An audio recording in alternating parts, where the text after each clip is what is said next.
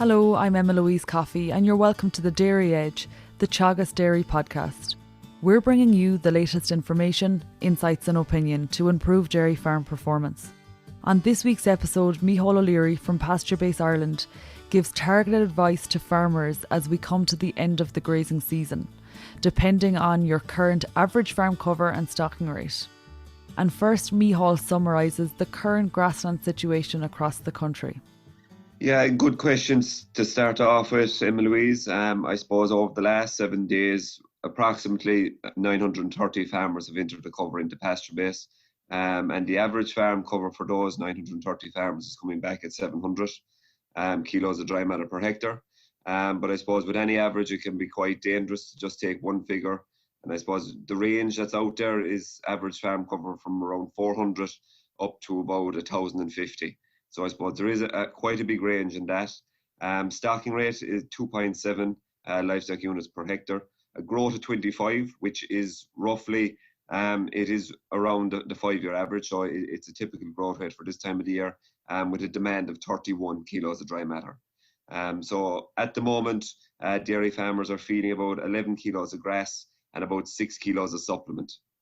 And to get, I suppose, into more detail on some of those figures, Micheál, and we might start with stocking rate. So stocking rate has dropped dramatically, and if we look back to the Grass 10 reports back in August time, stocking rate was up closer to 3.5 cows per hectare.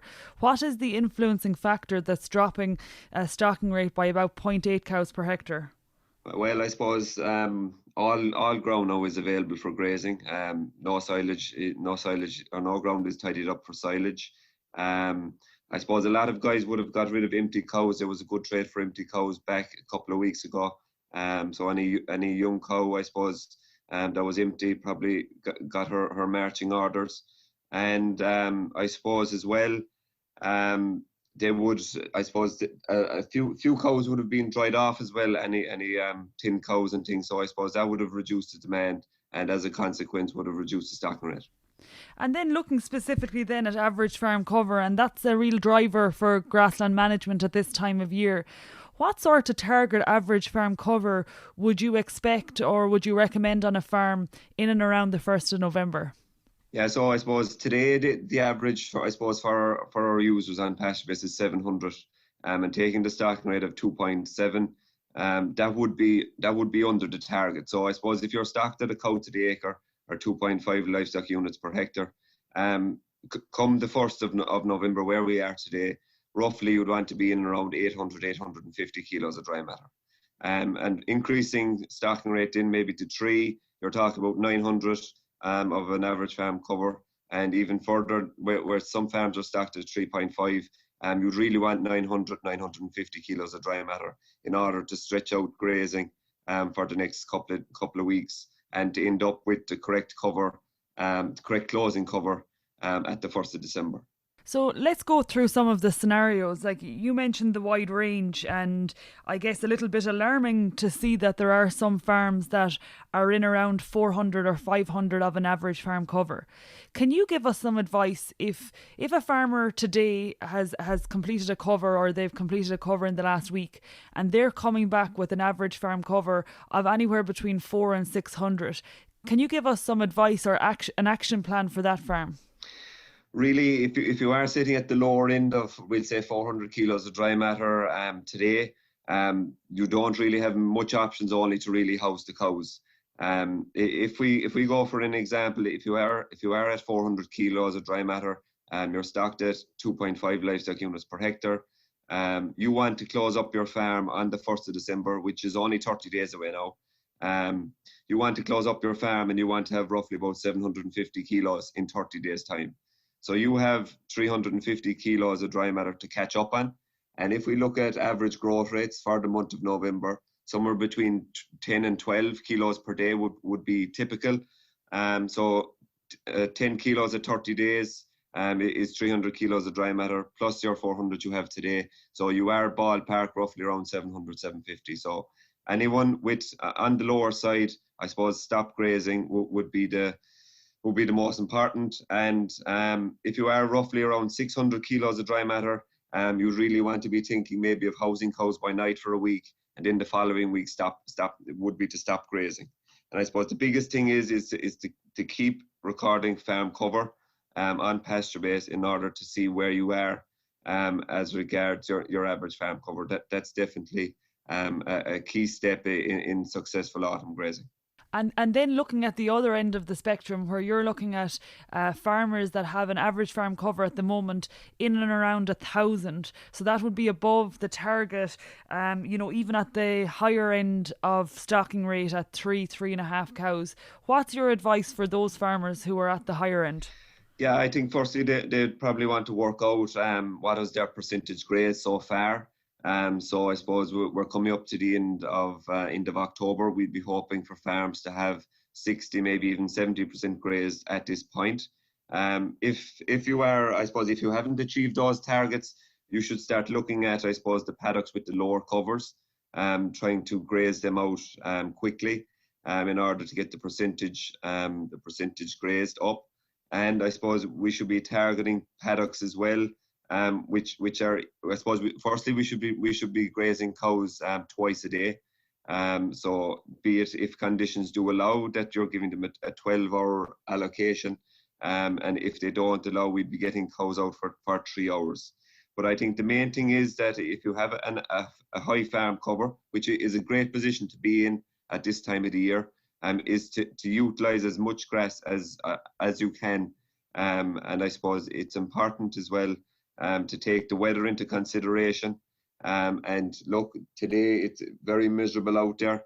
And if weather is extremely wet, it might be just best to hold them off in the shade for a day or two, let the weather pass and go grazing again and go hard at it. You mentioned also, Micheál, in terms of growth rate. So growth rate is predicted to be 25 kilos of dry matter per hectare in the coming week based on Elodie Ruel's growth prediction model. But you also talk about, average growth in the month of November of 10 to 12 kilos. Is that what we should be budgeting for the next few weeks? Like, where do you see it if we're making plans and budgeting what our cover will be come the 1st of December?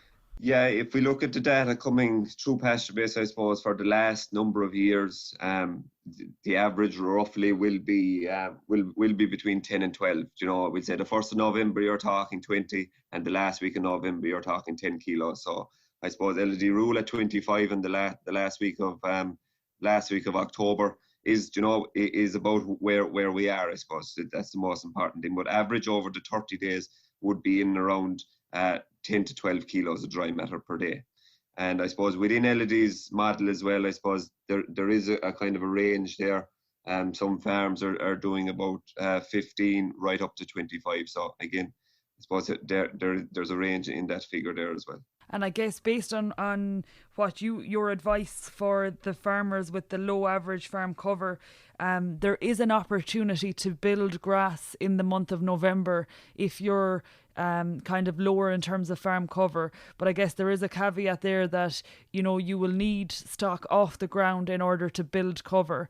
And by the same token, for higher average farm covers, it's to continue grazing. But I guess the key, regardless of your situation, is that you continue to walk the farm so you know exactly what you're dealing with, and you have the figures to make the decisions. You mentioned a miserable day out there today, Micheál, and I guess that is characteristic of the last few weeks. There has been some heavy rainfall. Can you remind us of the top management tips that farmers can employ where they're grazing in order to get grass into the cows and minimise the damage they're doing? Yeah, I suppose it's very topical this time of the year, and I suppose in a lot of heavy soil, heavy farms as well. I suppose are very challenged at the moment, and I suppose the fundamentals, I suppose, of this time of the year would be to feed the cow, and would be to hit the right residual. And I suppose the third thing then as well is to avoid damage. And I suppose avoiding damage is a major problem this time of the year. And come this kind of weather, I suppose daylight now as well is very short, very little drying. And I suppose we need to pick the paddocks which have good infrastructure. So paddocks with a good roadway network going into it, a paddock with multiple access points where you let the cows in one gap and out the next, out a different gap. Good square paddocks that they're not walking a long ways into the back of the paddocks. And again, the use of these spur roadways, which seem to be becoming more popular every year, that farmers seem to be adding in spur roadways into their difficult paddocks in order to improve access into them. So I think there's a range of different, I suppose, tools that the farmer can use, be it these spur roadways, different access points, using back fences in order to avoid poaching and to avoid cows going over ground that was grazed. And I suppose picking your dry paddock for your wet day is definitely the most important one. And I guess taking it a step forward in terms of supplement, you mentioned that there's approximately 11 kilos of grass and 6 kilos of supplement being fed to cows. Have you any breakdown of the 6 kilos? Is it a combination of concentrate and silage, or is it just all concentrate? Yeah, it's just split 50-50, 3 kilos of concentrate and 3 kilos of silage. And I think for the guys with the low average farm cover, cows are in late lactation at this stage. Solids are naturally high, so they will milk well off a silage and concentrate diet, and not to jeopardize, I suppose, the level of grass on the farm for the springtime. Because if we look at the springtime, we have a freshly calved cow with restricted intakes, and I suppose she's starting her lactation. Solids are high, but I suppose we're worried about a dip in solids. So I suppose we need, I suppose, to offer that animal, I suppose, the highest quality feed that we have on the farm. And I suppose in 99% of the cases that is graze grass. So there is a huge draw for energy coming from the transition, I suppose, period into the lactating cow. And definitely graze grass is the one feed to give her. And looking to the spring, and that's something that we think about a lot at this time of year. And I guess in reality, the autumn planner is a tool to set us up for the spring. Give us your top grassland priorities or your top tips, Micheál, for the next couple of months on farms. What do we need to do now to set up the farm for the spring? So I think I suppose we need to, number one, I suppose, is to, if you are grazing at the moment, the biggest thing is to keep recording farm cover. And more importantly is to close up with the correct cover on the 1st of December. And we would encourage farmers to do a cover on the 1st of December in order to calculate overwinter growth. And then I suppose over the close period, over December and January, I would encourage farmers to take a look at the data that they have put into PastureBase. We have a number of new reports, which you will find in the reports tab, especially the farm summary report, which really gives a good breakdown of what happened in 2020. So be it the amount of grass grown on the farm, what your opening cover was, what your closing cover was, what your overwinter growth for 2019 into 20, and how much, we'll say, fertilizer you spread. So I think that definitely is a report that needs to be looked at. And come then into the new year, you would hopefully do an opening cover in January just to see where you stand, and again on the 1st of February. And I suppose the autumn, a grass budget in for the spring would definitely be a real eye-opener for farmers, and I suppose gives them a bit of a roadmap to see how they will get out, how they will get through the first rotation. And it'll give them an idea of the level of supplementation that needs to go in order to feed the herd of cows.